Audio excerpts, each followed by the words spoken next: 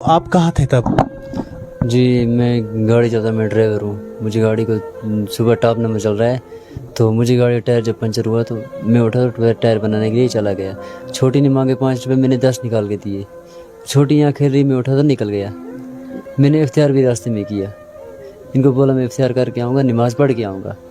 तो निकल गए घर से। जब एक टायर वाले के पास पहुँचा नहीं मिला, दूसरे के पास पहुँचा नहीं मिला, क्योंकि इफ्तियार का टाइम से दुकान बंद हो चुकी है। कि आप लोग भी ज्यादा से ज्यादा कोशिश करें, हमें इंसाफ दिलाएं, मेरी बेटी का कातिल दिलाएं, हमें इंसाफ दिलाएं। मुझे गाड़ी नहीं चाहिए, दौलत नहीं चाहिए, बंगला नहीं चाहिए, मुझे मेरी बेटी का इंसाफ चाहिए। हमें इंसाफ चाहिए, मुझे वो कातिल चाहिए, मुझे वो दरिंदा चाहिए जिस दरिंदे ने इतनी घटिया हरकत। 29 मार्च को बच्ची का जो लाश मिलती है हमें खुरामा गांव जो लोला एरिया में है, और पुलिस स्टेशन लालपुरा का एरिया पड़ता है। वहाँ पे एक लकड़ी के शेड में, जिसपे हम लकड़ी स्टोर करके रखते हैं, वहाँ पे एक डेड बॉडी मिलती है। प्राइमा फेशी लगता है कि बच्ची का जो है वो गला काटा गया है और उससे उसकी डेथ हुई है। बहरहाल रात का वक्त था, और उसके दूसरे दिन जब सुबह के टाइम पोस्टमार्टम करवाया गया तो एक डिस्कशंस डॉक्टर के साथ जो हुई, और प्रिलिमिनरी जो पोस्टमार्टम रिपोर्ट उनके हिसाब से ये पता चलने लगा कि बच्ची का गला भी घोंटा गया है, क्योंकि उसके कुछ ऑर्गन्स पे जो ब्लड वो ज़्यादा था, और जिससे जो डॉक्टर्स का अपना बताने का तरीका होता है, उन्होंने ये भी असेस किया कि शायद बच्ची का जो गला पहले घोंटा गया है और फिर उसको उसके जो गर्दन पे है वो छुरी चलाई गई है। डेड बॉडी पड़ी हुई है, और साथ में जो सराउंडिंग्स थी उन सारे जो मौके को देख के शक जो है वो ज़्यादा आसपास के लोगों पे ही जाने लगा। और जो बहरहाल तफ्तीश शुरू की गई, उसमें डीएसपी जो लोलाब है सरफराज बशीर, वहाँ के चौकी ऑफिसर आज़र शकील और एसएचओ मलिक नसीर, इसके साथ साथ एडिशनल एसपी और मैं भी स्पॉट पे गए और थोड़ा इंट्रोगेशन में भी ज्वाइनिंग हुई। और कुछ सस्पेक्ट जो हमने उस पर ज़ीरोइंग की तो उनमें फैमिली ही सस्पेक्ट आने लगी, क्योंकि जब फैमिली को क्रॉस चेक किया गया कि वो किस सीक्वेंस में लड़की जो है वो रूपोश हुई थी और किस सीक्वेंस में मिली, तो उसमें ज़ीरोइंग जो हुई वो फैमिली पे ही हुई। बहरहाल जब फैमिली में भी सेपरेट इन्वेस्टिगेशन चलने लगी, इंक्वायरी चलने लगी, तो लड़की का बाप जिसका नाम मोहम्मद इकबाल खटाना है, वो हमारा प्राइम सस्पेक्ट लेके उसमें तफ्तीश में आने लगा। और जब उसको अच्छे तरीके से जब क्रॉस क्वेश्चनिंग और बाकी तफ्तीश के जो जितने भी मवाद हमारे पास थे उनसे जब कन्फ्रंट किया गया, तो उसने कन्फेस किया कि इस छोटी बच्ची जो कि मोहम्मद इकबाल की ही बच्ची है, उसका जो मर्डर है वो उसने खुद किया है, बाप ने किया है, और उसको हमने हिरासत में भी फॉर्मली अरेस्ट किया। इकबाल जो है अपनी बीवी से पिछले 1 साल से इनके बीच जो काफ़ी पर्सनल इश्यूज़ को लेके लड़ाई होती रहती थी, मैं तू भी होता रहता था, इवन फिजिकल असाल्ट भी होता रहता था। इसी शाम को जब 29 तारीख को जब इकबाल चूँकि पेशे से एक ड्राइवर है, गाड़ी चलाता है सुमो, वो घर लगभग 4:15 बजे के करीब जब घर आया, उसके बाद उसने जो शाम के लिए जैसे गांव में होता है कि लकड़ी काटी जाती या दूसरे कोई और डोमेस्टिक काम जो है वो किए, और जब 6 बजे के आसपास काम खत्म करके फिर अपने घर में पहुंचा तो बीवी के साथ दोबारा से उसका, क्योंकि उस सुबह भी उसका झगड़ा हुआ था और शाम को फिर से उसका काफ़ी लड़ाई हुई, आपस में बहस मुबासा हुआ, और इवन की उसकी वाइफ ने इसको स्लैप भी किया।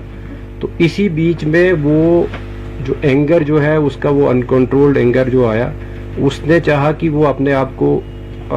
मर्डर करता, बट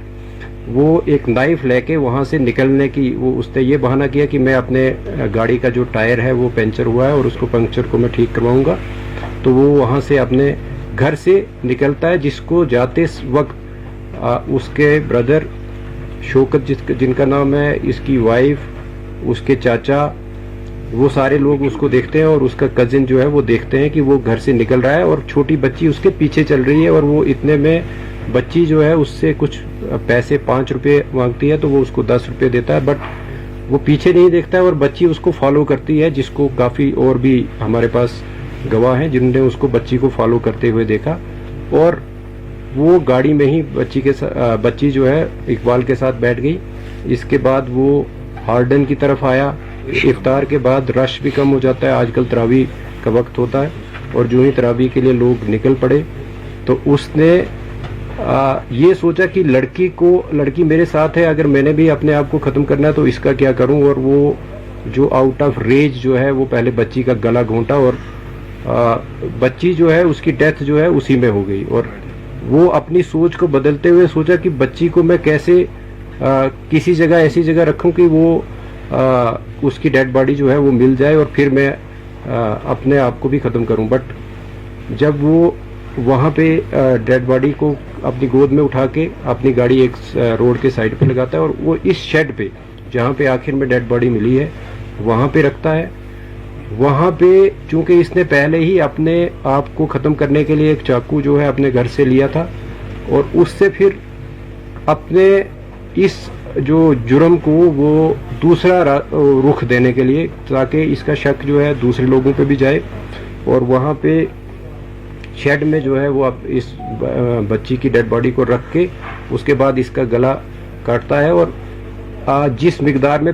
अदरवाइज एक जिंदा आदमी का ब्लड निकलना चाहिए उतना नहीं उससे निकलता, वो हमने मौके पे भी देखा है।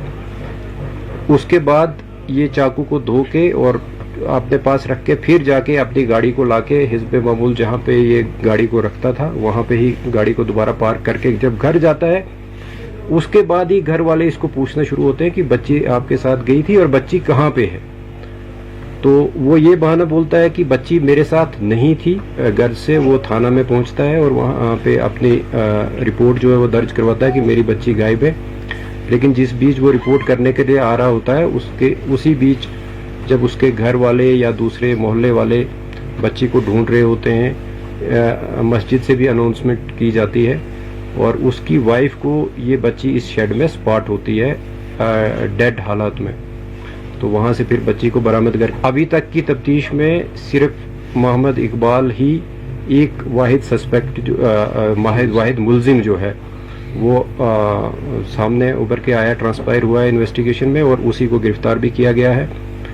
जिस चाकू से उसने बच्ची का गला काटा था वो भी उसने फिर किचन में एक और मखसूस जगह पे छुपा के रखा था, वो भी बरामद किया गया है। इसके साथ साथ उसके कपड़े जिन पे जो उसके कफ्स होते हैं कॉलर, ये जो बाजू के, उनसे भी ब्लड जो स्टेन्स मिले हैं और उनको भी सीज किया गया है। और जहाँ जहाँ पे वो रुका है और जिस तरीके से हमने टेक्निकल जो एविडेंस को कलेक्ट किया है वो बिल्कुल कॉरोबरेट होता है कि वो कहाँ कहाँ गया था। मैं ज़्यादा नहीं बता सकता कि ड्रग एडिक्ट था या नहीं था, बट चर्स वगैरह पीता हो तो उसका हम नहीं कह सकते हैं। बट जो सिंथेटिक ड्रग्स वगैरह के हवाले से टेस्ट भी करवाया गया है उसमें कुछ नहीं ऐसा आया है।